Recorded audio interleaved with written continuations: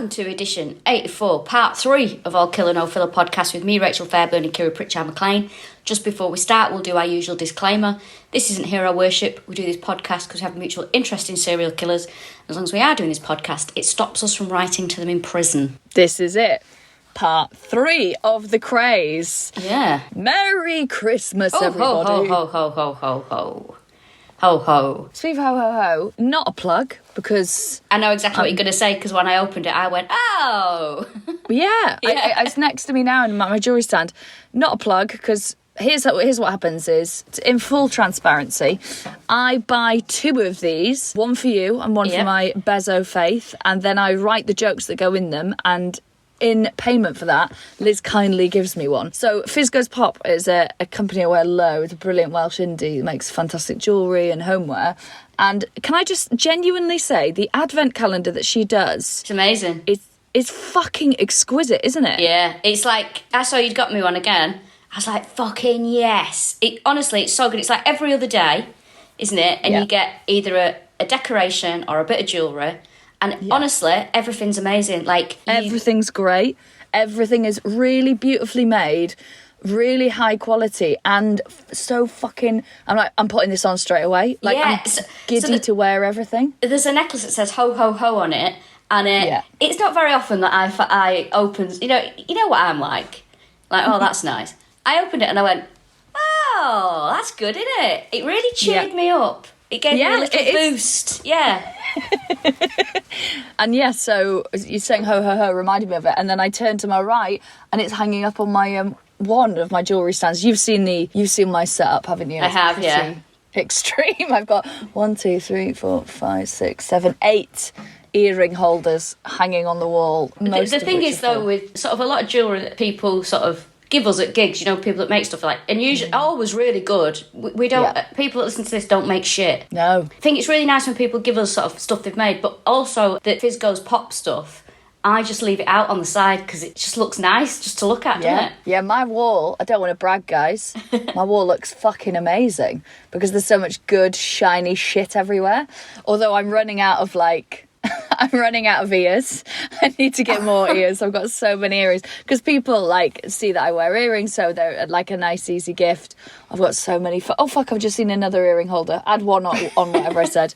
Yeah, I've got so much stuff because I'm #incredibly spoiled. Speaking of making things, so every year I get myself an annual Christmas present, for me, depending on how well I've done in the year. That's adorable. I got myself a really nice watch last year, but this year I thought, you've got enough bits and bobs. Find something that's going to be useful for you to do when, you've got a bit of time to yourself. So I bought myself a sewing machine. Now, I've bought a sewing machine. This isn't an invite for people to think they can be friends now. This is a sewing machine that I bought for a solitary hobby for me. It is not an invite for friends. Does that make sense? I will not be joining a sewing circle anytime soon. If I wanted new friends, it wouldn't be ones that sewed. And I'm classing myself as a sewer now, even though I've not even used the machine. Fuck it now, mate. It's... Can I just say? Yeah. So I've got a beautiful singer. You know the ones that are in the window of All Saints? Yeah. My gran used to have one of those where the big pedal on the bottom it's all built in, really nice. Yeah. Oh, well, not sat in the table. One that's... meant to be portable, but is obviously so heavy you'd get a hernia. Now, I've got 2 of those, and I've got one from each grandmother, if you like, my nine and my nana. Mm-hmm. And my nine's one, I think, was updated. No, it must have been my nana's. My nana's one was updated, so it's electric. So it's got, you plug it in, and you've got an electric foot pedal. So it's basically like a modern-ish electric sewing machine adapted onto this, Victorian-looking thing. Oh, wow. I have always wanted to be able to sew and have never been able to, so why don't I get us, as a present, a little sewing class? Oh, for a couple of hours. That sounds good. We learn the basics and then we can go and just see what happens. Take in clothes and in our own time. Yeah, well, this is... I'm determined to... this is my sort of... I don't really do New Year's resolutions, but this is what I've decided. I'm not very good at concentrating on things. I lose interest in things very quickly, and I sort of lose my temper very well, as we know. I sort of go, fuck it, I can't do it, so I'm not doing it. If I can't do it straight away, I'm not doing it.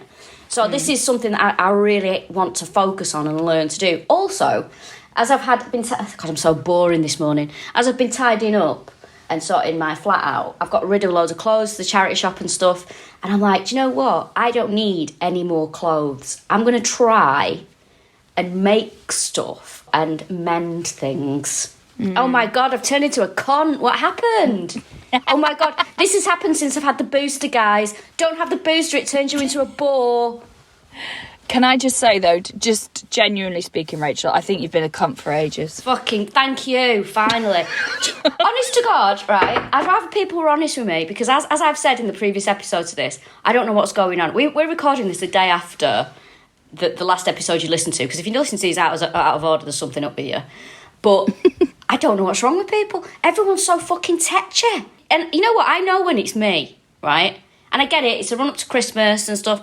Here's one for you. Yesterday, my sister, I can't stand it when people WhatsApp voice call me. I'm like, what is this? Like, when people FaceTime you, you're like, no, you don't. This is not happening. In fact, I've deleted FaceTime off my phone because I don't want it. So, my phone rings like it was like a group call. I said, what the fuck is this? So I put it down, and then it rang again, I put it down. And I sent my sister, I said, don't group call me.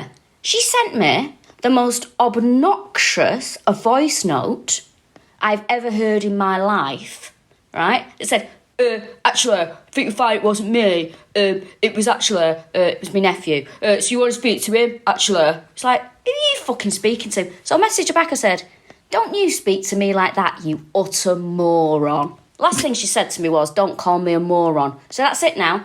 That's the third person on the list that I won't be speaking to over Christmas. Kiss my ass now. I can't really tell what happened there, but I just know that you're no longer speaking to your sister. All you need to know is that I was verbally attacked and was treated in a very poor manner. And I'm not having it. So the guy in the fucking shop, a friend of mine who pissed me off when I tried to have a little bitch with him, my sister, my mum's all right, I've made friends with her. I'm just someone else, you know. Anyway, I want to be more like the Krays, me. I'm going to be more like Ronnie Kray. I truly believe that as well. Who we'll be talking about quite a bit today, because weirdly we're going to talk about Reggie's marriage, but I feel like there was 3 people in that marriage. Ronnie plays quite a significant part. And we're also going to talk about 2 of the murders. So, Francis Shea. Now, this was in 1964. Francis, her dad Frank, ran a gambling club called the Amiga Club in Stoke Newington, and her mum was called Elsie. Now, Frank, her father, also drove for the Krays as well, which I bet was really annoying because I bet they chunnered on something rotten in the back, didn't they? Yeah, ballooning in the back, as you would say. Absolutely ballooning. Now, she had a relationship with Reggie when she was 16. He was 8 years older than her, and she was working at a clerical job in the Strand, which I think sounds like the most 1960s thing ever, like, you know, bobbing to work, working on the Strand in a little clerical job, doing your typing. Quite like it. Yeah. She's incredibly beautiful, I think, an absolute babe. Looks really sort of like cute, really 60s. Yeah, really 60s look. Yeah, she's born in Hoxton, now a place of hipsters, but not at the time, and is of Irish descent, but she's, I think, strikingly beautiful. You can kind of see why she caught Reggie's eye. Maybe not as a child, but... Yeah. Maybe give it a couple of years, mate. Now, he proposed to her when she was 18 and she said no, fair play. So, Reggie was very controlling, very overbearing, didn't really like her doing her own thing. In 1964, though, she thinks, you know what, I've had enough of him, he's getting on my fucking nerves. Now she feels. And she started dating a chap called Pete Whelan. Now, she met him at a Wimpy. Remember those guys? Yes, yeah. Give me a tune if you remember the Wimpy. He was a printer's apprentice, so a much more sort of stable life. So she's got this really nice guy, Pete Whelan, and on the other side, Reggie's trying to woo her. He's been writing to her from prison, which, as we know from listening to this podcast, is not how you do it. But she's just not going for it. And also, she thinks she's too young to get married anyway, and he just wants to immediately lock her down and get her married. So it's quite weird. I guess it's that, because he's 8 years older, there's this sort of... And I guess in like the 60s, there's this huge sort of generational gap between those two, because he's probably more old-fashioned And she's like, it's the 60s. I want to do what everyone else is doing and, you know, have fun and date different people. And he's like, I want you to marry me and be a housewife. Yeah. It's like, no, thank you. Well, this relationship with Pete sounds fun. They go out for about 3 months and they'd go to the pub, they'd go to the theatre, just dating, basically. Now, he would drop Frances off at her house. She's still living with her parents. And sometimes he would notice an MG midget would be on the street patrolling, and so he'd notice this car would be on the street watching for someone to get back, but he just sort of didn't pay any attention to it. But it was actually the Krays were sort of like staking a house out, basically. So weird. And the thing is, like, I just think it's that classic thing of like, he probably doesn't even want her in a romantic sense. He just wants her because he sees her as his, and he doesn't want anyone else to have her. It's such a horrible attitude. It is. He was obsessed with the idea that she was a virgin as well. And he was like, oh, she's a princess, she's a virgin.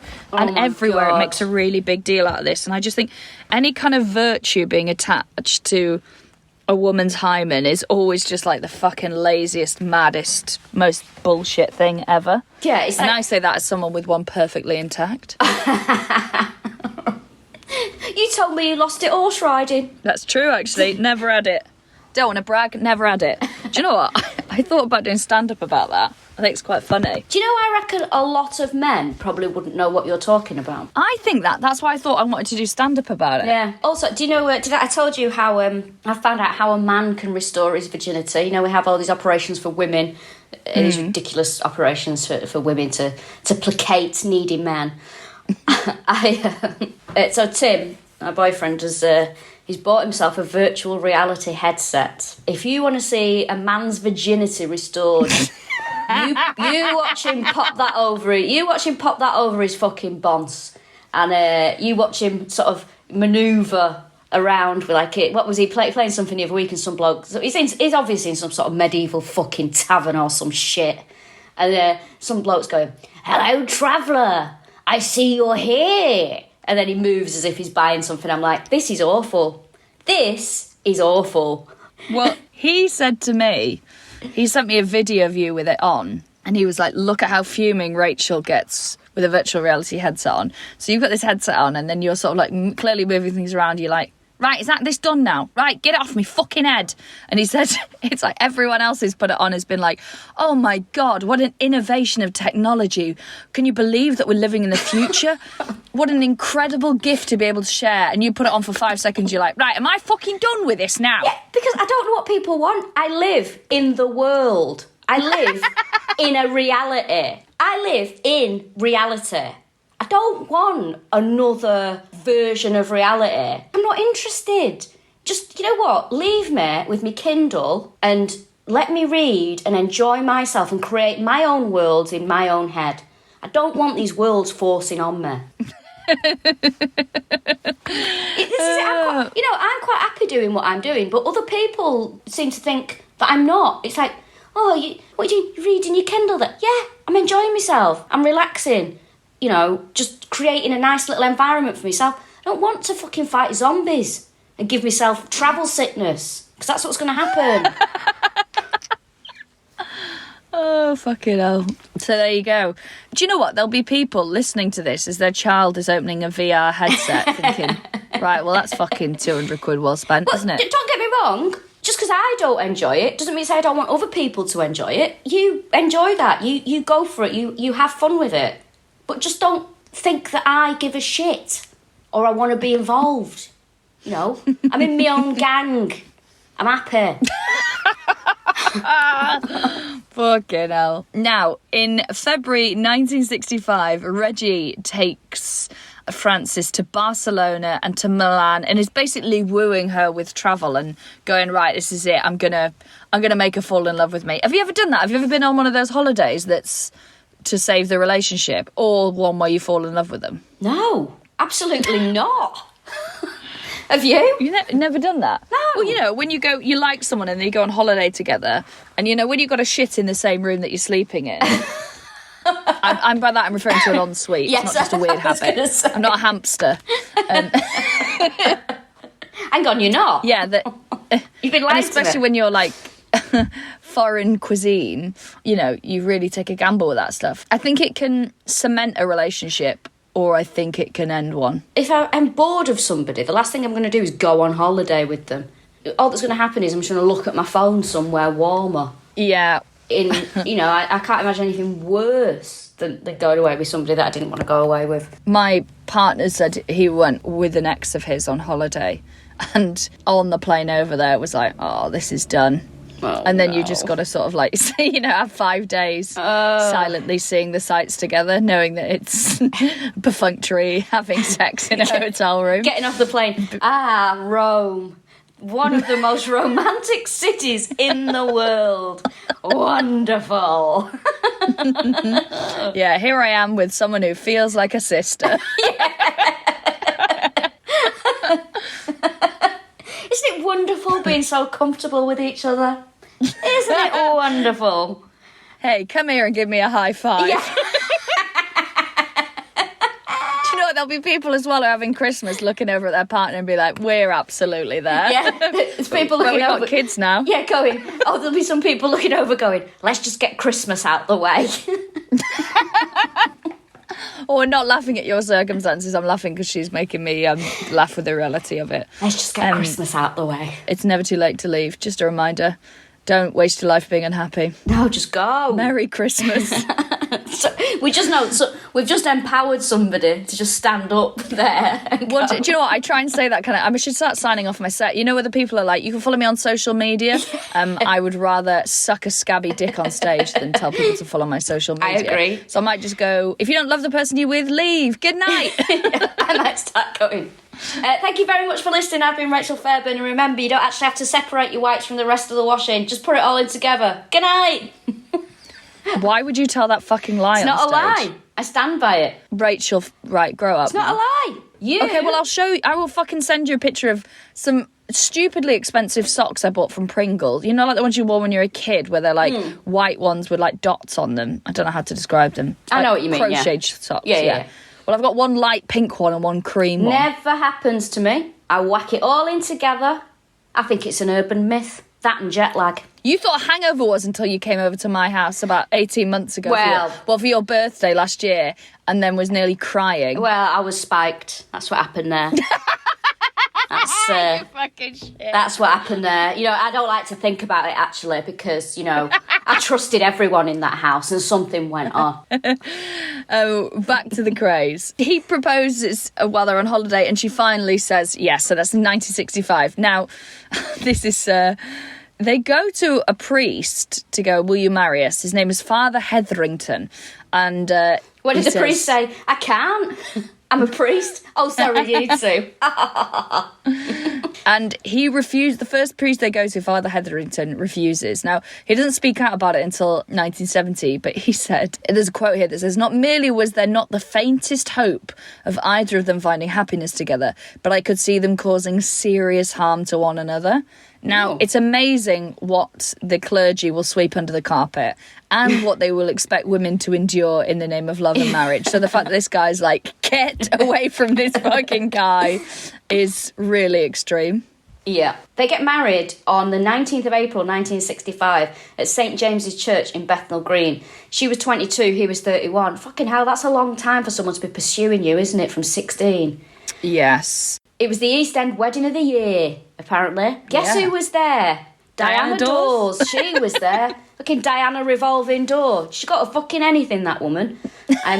David Bailey did the photography. It was the only wedding he ever photographed. I wonder why. Well, the weather was awful the day they got married, and lots of members of the firm were there, actually. Lots of members of the gang. So Limehouse Willie was there. Now, that sounds like something a man's got and you don't want him near you. Charlie Kray was there and his son Gary. Gary Kray is the only known confirmed offspring of any of the Kray boys, because they think there might have been Ronnie and Reggie offsprings, but nothing a fish. Mm-hmm. So it's just a weird scene where she looks like a little sort of like 60s ingenue kind of Bridget Bardot, and there's these two gangsters flanking her in these David Bailey photos. It's very Very bizarre. And yeah, she looks incredibly beautiful, had a little cute beehive. And yeah, the weather was awful, but there was hundreds and hundreds of people there. It was the thing to see. So they arrive in a Rolls Royce, and Ronnie was the best man, obviously. But then that just makes the media go wild for it. They all want pictures. They all want to be there. There's people like the guy, is it the ushers? Are people called like Big Pat and the Dodger? And apparently... Oh, God. They're having a sing in the church, a hymn, and no one's really singing very much. So they sent their minders down the aisles and were like, Reggie wants you to sing. And suddenly everyone's like, all things bright and beautiful, like absolutely banging it out. Now, here's a really dark situation. Elsie, Francis's mother, hated the idea of them getting married, was dead against it, so dead against it. She turned up on the wedding day, but she wore black. Oh, I love it. I love it. Yeah. One of my favourite pictures of Francis, even though I find it very sad because I do think that she's another victim of the Krays in an adjacent way, is there's an incredible picture of her at the reception, which is in Finsbury Park Hotel, and she's sort of squished between Ronnie and Reggie, and she just looks... well, just like, it's the most 60s looking picture I've ever seen. And she looks incredible, and it's just very, very iconic. But it also is sad. She looks sad on her wedding day, which I think is never a good sign. So their honeymoon, they go to Athens Hotel. They go to Athens and they stay in a hotel there. Now, she thought that maybe getting married would settle Reggie down, but he went out on the piss most nights. So she would just be sat in the hotel on her own. She kept a diary, and she talked about being very sad in the marriage very early on, and there was a lot of trouble in it, and he slept with weapons in the bed, and she was like, please don't sleep with guns and knives in our beds. And he's like, no, this is what it's like being married to me, this is our life. So she was like, fuck me. So after 3 months she left him and went back to live with her parents, which I bet Elsie fucking loved. Yeah, Elsie would have buzzed on that, popping back on the black outfit that she wore for the wedding. So Reggie's like, listen, we can't, you're my wife, we can't give up on this. So he suggests that they go on a second honeymoon, basically at the end of June, and they go to Ibiza. It's so weird to people to think of Ibiza in the 60s. I tell you what, though, it's got a big take. One of the best holidays I ever had was Ibiza. I went for 2 weeks years ago. Yeah, look, it's amazing. Like, San Antonio, the bit that you always see on, like, club reps and stuff, is shit. It's disgusting. It's one of the worst places I've ever been. The rest of it is lovely. It's amazing. It's, like, so nice. Ibiza town's lovely. There's a big hippie community because loads of people went over in the 60s. There's a hippie market and stuff, and yeah, it's like, it's fucking good. Like, people say about Ibiza that it's fucking horrible and all the rest of it. Sure, there are bits that are shit, but loads of it's so fucking nice. Like, I'm 100% going to go back one day. Absolutely loved it. It's amazing. Oh, fair fucks. I thought it was just full of, like, burned out old pop stars and thin women in their 40s with boutiques. There's a little bit of that, but on the whole, it's fucking great. It's dead nice. Yeah, it's also one of those places that's like, when people like, posh people who are like, yeah, I'm going to Ibiza, and they're like, not that side. Yeah, yeah. Like, well, I can tell by the way you're saying it, I don't like the side you're on either. Yeah, exactly. Yeah, there is a bit of that. And there's like a lot of yachts and things like that in the Ibiza town. But at San Antonio, which is, the horrible bit, I went there. I was like, well, I'll go for the day. My God, the smell of piss was overwhelming. Really? It's disgusting. It stinks British of piss as well, isn't it? It's British piss, and like, you can just smell like chip fat and hot dogs, but not in a good way. Because I quite like those smells in general. But yeah, it was horrible, and they've got a man-made beach as well, which is bizarre. Oh God. Yeah. So there you go. There's my Judith Chalmers. Showing my age there, aren't I? Judith Chalmers' little... who does travel shows now? Oh, I don't know, fucking Stacey Dooley. Male comedians and their friends, isn't it now? What is it going to be next year? Oh, male comedian has cousin. Let's give them a show. Male comedian and dog go on narrowboats. Yeah. Oh my God, don't, because that's going to happen, isn't it? That's going to happen. Give Rachel and I a show where we just go on narrowboats around true crime hotspots of the UK. Oh, they can't do that. They can't have two women who actually have an existing friendship on anything. They can't do that. They couldn't do that. That would be too much. They have to feel like they're pairing us up like X Factor. This is what would happen. They'd go, for example, Stacey Dooley And, who else? Stacey Solomon. They've never met. The two Stacys. There we go. They can be friends. Stacey squared. There you go. And they go and do various square things. Square dancing episode 1, Mecca episode 2. Yeah, they go to the Square Crisp Factory episode 4. Yeah, they go to, is it the Red Square in... Red Square in Moscow. Yeah. Tiananmen Square. That doesn't end well. Anyway, so he's like, listen, let's go on this second honeymoon to Ibiza. And she's like, okay. So this is start of June. Now, prior to this, in this short-lived marriage of hers, 3 months so far, she's made 2 attempts at her own life. She's so deeply unhappy. And that's not to say that there weren't existing problems anyway that made her feel like that. And they were fucking quick to whack women in particular on the old barbiturates in the 60s. So she goes for an appointment at Hackney Hospital and she seemed in a good mood. The next day she saw Reggie and they went and booked their tickets at a local travel agent. And they said, all right, see ya at a brother's flat. And Reggie went home. Now, a month after that, she attempts suicide again. It's an overdose of barbiturates that she uses. And she is brought round again. And then on the 7th of June 1967, she takes her own life at her brother's flat, which is number 34 Wimborne Court in Hackney.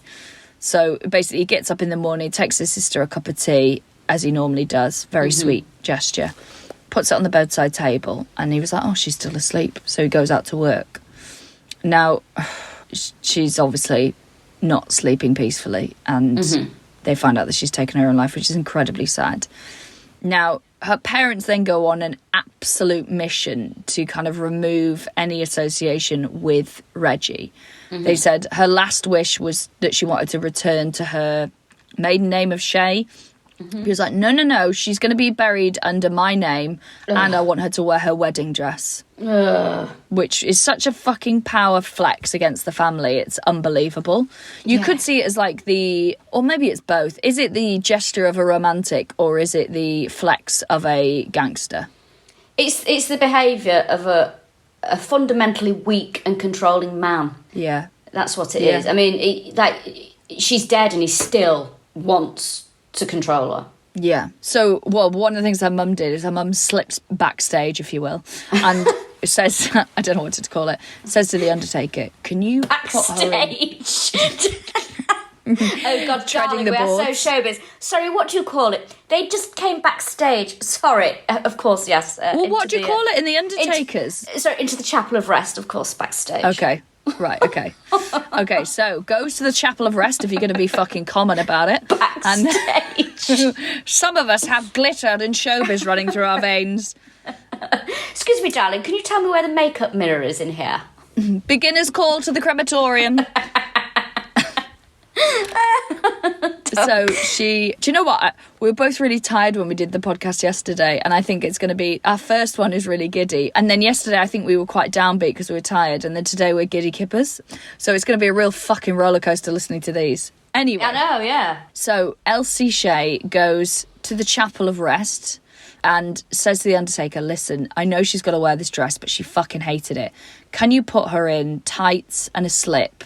So I just want as little of her body actually touching that fucking dress as possible. Which was like her mum's rebellion against it and seeing out what we think is her daughter's wishes, but ultimately no one will ever know. So the funeral takes place at the same place that they get married at St. George's. How depressing. Yeah, 2 years later. The funeral cost £2,000, which in today's money is £30,000. It's a lot. There was a 6-foot wreath with a name on it, and it was all very... Well, it was quite showy, wasn't it? Yeah. Yeah. So there's one massive wreath in a heart shape with red roses on it and white carnations going through the middle. And there's this 6-foot tall wreath with her name on it. Oh, God.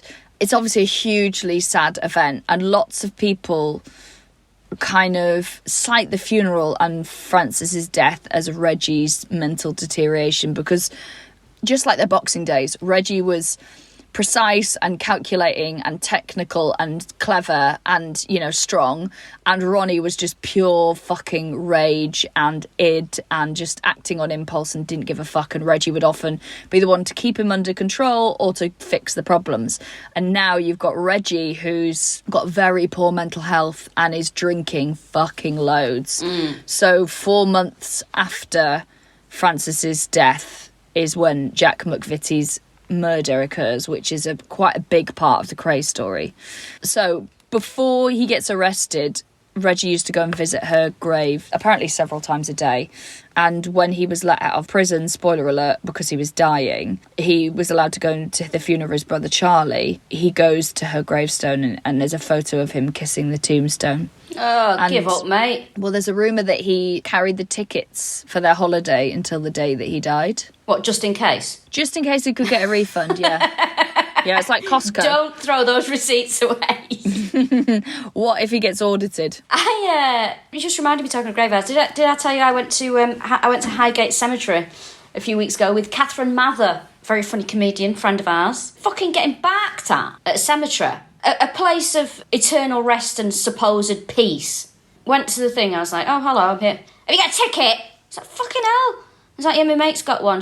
Right, he's on the stairs over. You need to wait on the stairs over there. And some like French bloke in front of me, you know, it pushes in. Because this is my life now as a woman. Men just push in front of me all the time, and I'm like, great. Is this something I've just got to deal with now? It's just constant, right?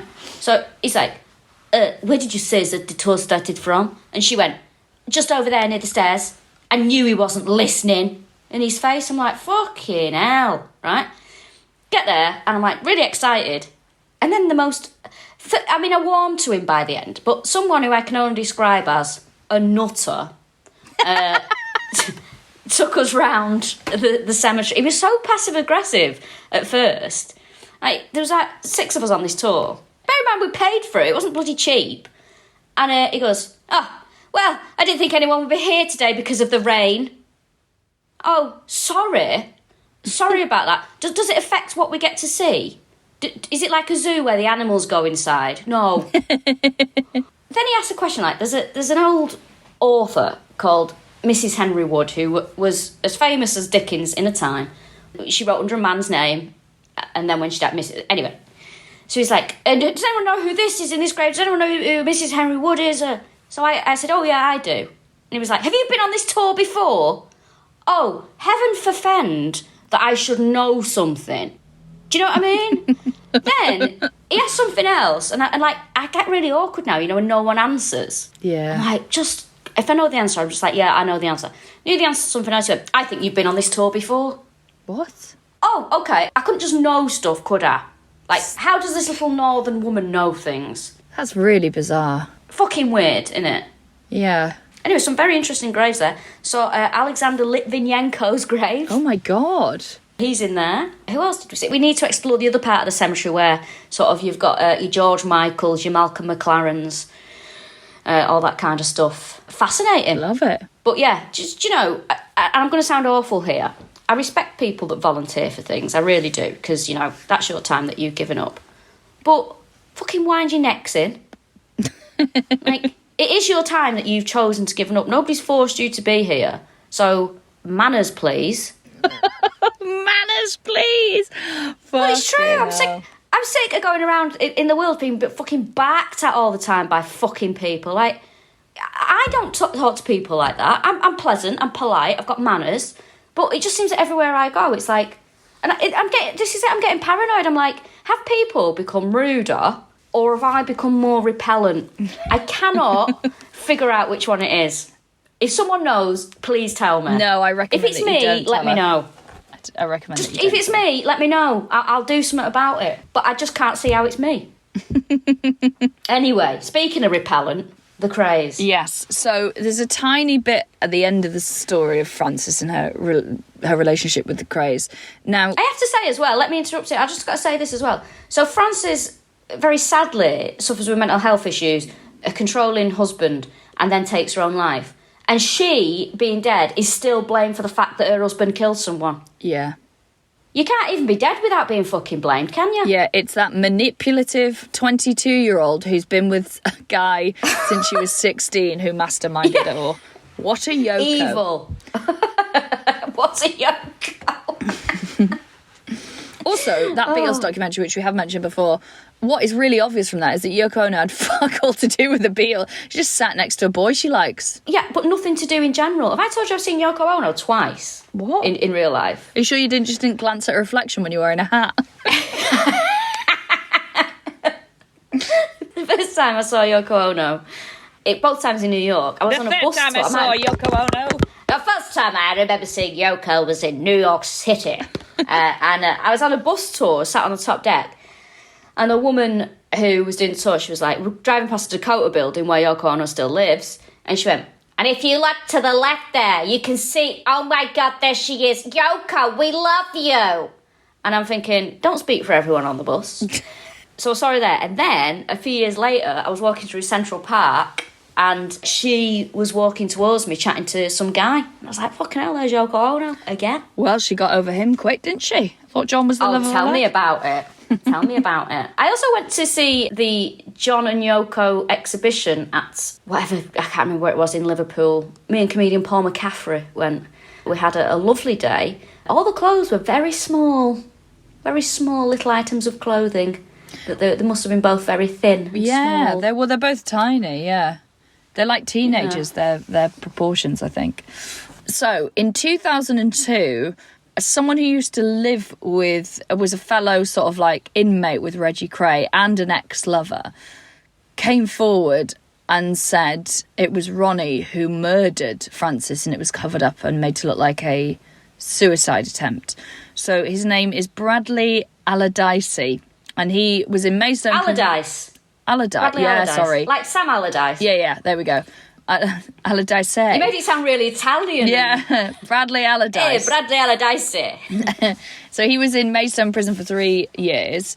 So one night he's hanging out with Reggie, and he says, I was sitting in my cell with Reg, and it was one of those nights where we turned the lights down low and put some nice music on, and sometimes he would reminisce. Already, I don't believe it. He would get... First of all, you're in prison. I know, and they're making it sound like it's fucking... What's this fucking mood lighting in prison? I popped the dimmer switch on. Turn down the lights, darling. I want to talk about my murders. Like that Joe Malone, I've got a story. Although if anyone's going to have fucking Joe Malone candles in prison, it's going to be Reggie. Yeah, definitely. He said he would get really deep and open up to me. He suddenly broke down and said, I'm going to tell you something I've only ever told 2 people, and something I've carried around with me. Something that had been a black hole since the day he found out. He put his head on my shoulder and told me that Ronnie killed Francis. He told Reggie what he'd done 2 days after. However, it's unknown if this story's true. Obviously, it was sort of like a rumour, and was put together from the fact that, like, basically Ronnie and Francis didn't really like each other. That Ronnie felt like she was taking him away from Reggie, and Francis was like, your big mad fucking brother's around again. Well, first of all, I don't believe that, because despite everything, I don't believe that Reggie would ever betray Ronnie's confidence. I guess ever. If he's dead... I just don't think he would. Really? Yeah, I just don't think they would. I don't know. But also, I don't believe that he did kill her. I think she did kill herself. I just don't think they'd kill a woman. Yeah. I mean, they'd hit them, sure. They'd sort of control them, but I just don't think they'd kill a woman. I think Ronnie Kray would see that as a cunt move. Her diary was auctioned. It's only 5... One of her diaries, anyway, was auctioned a few years ago, and it was only 5 pages long. And she talks about him bringing those weapons back. There's this one bit where, oh, God... He says to her, he refers to her as you'll love this phrase, a spiteful little tormentor. Oh. Which is the kind of thing my mother would say. Spiteful. I absolutely love it. Yeah, spiteful little tormentor. And it's because she went out dancing with her mates, and he said, you've humiliated me. Oh. And he was really aggressive. He would swear at her, he'd be pissed all the time. He was just being abusive, and it doesn't matter that she lives in Marble Arch in this flat, you know, like, he'd come home pissed every night. He'd just get up in the morning and head out, and that was it. And yeah. There's a lot of small dick energy going on here, isn't there? Yeah. There's one bit here where she says, I went to his house, his brother walked in the bedroom in underwear and swore at me. Oh. What? That's what Ronnie? Yeah. So that's the other thing, like, fucking Ronnie's wandering around in his kecks telling her to shut the fuck up. Oh, Jesus. It's absolutely terrifying. Yeah. I mean, he looks frightening in a suit, Ronnie Kray. I don't want to see him in his underpants. Yeah, it's absolutely I bet he had, like, really traditional Y fronts as well, what with it being the 60s. Horrible, with a bell end falling out of that bit at the front. Oh! Now, she did try, before she took her own life, she tried to get the marriage annulled, basically using the argument that they never consummated their relationship, because she said he was impotent, which he fucking hated. Ooh. Obviously, because it's like a sort of an assault on his manhood. But at the same time, he was being sued by a woman who said, he got me pregnant, this is his son. There was a paternity suit. And he's basically going, right, well, am I impotent? Or am I fathering other children? And they used the fact that she was alleging, he denied that he was impotent, but they used the fact that she was alleging it to get him out of the paternity case. Ah. Oh, that backfired. Yeah, wild. But also, like, when I think about Francis, it's like her entire life, from being 16 to 20-odd, was just spent dealing with his fucking nonsense and trying to get out of it. It's really sad. It's just really, like, depressing, isn't it? Yeah. Just constant annoyance. Anyway, we must crack on because my earphones have just reminded me that they're dying of battery. I mean, this is nearly an hour and we haven't even got to the murders. Fucking hell, is this going to be 5 fucking episodes long? It might stretch over to New Year. You know what? I don't even want my life to stretch over to New Year at the moment, actually. Let alone this fucking podcast. Don't. Oh. Fuck me. These boys. So, these naughty boys. My boys. What are you like, my boys? God, boys get away with so much, don't they? Yeah, they really Just because do. they're boys. Yeah. No one's going, oh, my girls, there they are. Going out being nuisances. My girls. Oh, you know what it's like when you've got girls. Yeah, nobody's saying that. My girls will always look after me. We'll explore that thesis in another episode, I think. I'm what I am is spent now. That's what I am. Well, that marriage is so fucking bleak, isn't it? And it's so sad that she, like you say, from 16 till the day she died, is just dominated by this absolute fucking twat of a lad. Yeah, I called Ronnie Kray a twat of a lad. Oh. So that is episode, well, what is that, part 3? Part 3. We'll be back with part 4, I imagine, right after this, because you're probably listening to it in order. If there's a part 5, you're doing it on your own. I'm done. Oh, fucking hell. On Christmas Day. We hope you're having a lovely day, and we will see you in a few seconds if you're listening to it back to back. Bye.